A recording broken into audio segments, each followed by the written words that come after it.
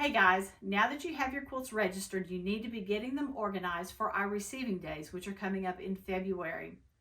The first thing that you need for each quilt is a 4-inch sleeve. We've talked about this before, and there is a video that I made on how to make a sleeve for your quilt. I will link that video at the end of this video, so if you haven't seen that, you can just go over there and look. Every quilt, regardless of size, must have a 4-inch sleeve. That's the first thing. The next requirement is for a label on your quilt. The label can be fused down, it can be sewn down. It needs to be affixed to the back of your quilt. You can print this out on a computer if you want to, or you can just handwrite the information. But every quilt must have something affixed to it that tells the name of the quilt and the maker of the quilt. You can add more stuff if you want to, but we have to have those too. And then what you're going to do is take a piece of fabric, just a piece of muslin or some fabric that you have, and you're going to cover that label like that. And then you're going to add 4 safety pins on each side, one on each side, to hold that cover in place.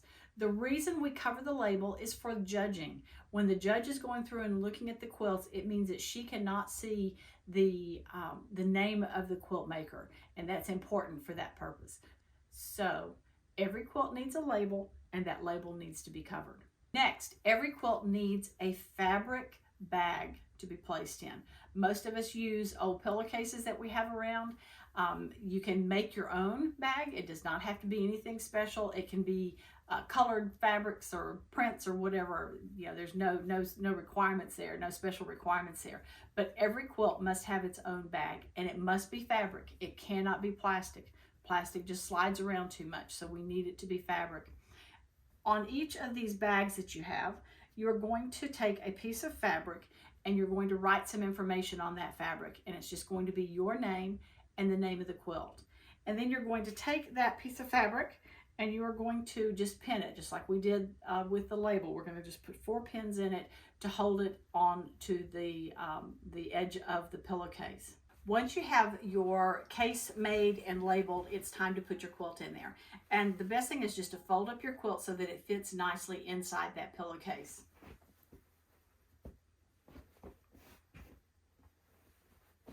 When it is folded and ready, you're just going to place it in the case.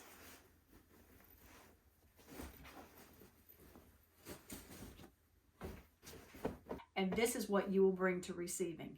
Your quilt with a sleeve, a label that's been covered, in a pillowcase with a label on the outside of that pillowcase. Now, what if you feel like your quilt needs a little bit of extra care? Most quilts can be folded up. If there's no embellishments or anything like that, they can just be easily folded and put into the fabric case. But maybe you have something that has some embellishments or some other things that you're concerned about. In that case, you can take a pool noodle, is the easiest thing to do, and roll that quilt up on the noodle. Once it is rolled, it will then be placed inside the pillowcase that has been labeled, just like we've talked about. Everything has to be in a case, whether it is rolled or folded or whatever. Now, what if something is 3-dimensional and you don't want other quilts to be pressing down on it? We're going to ask you to put that quilt in a box that will protect it. We can't be responsible for trying to make sure, okay, this quilt can't have other quilts laid on top of it. So we're asking you to put your quilt that needs special protection into a box. On that box, please write your name and the name of your quilt. And then that box needs to go into a fabric holder as well. And on that fabric holder, we need your name and the name of the quilt. You're getting the idea here of what we're looking for. So I think that's all you need to know about getting your quilts ready for receiving.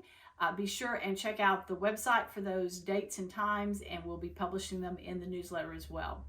Thank you all so much for the quilts that you've sent in. I can't wait to see them all hanging at the show.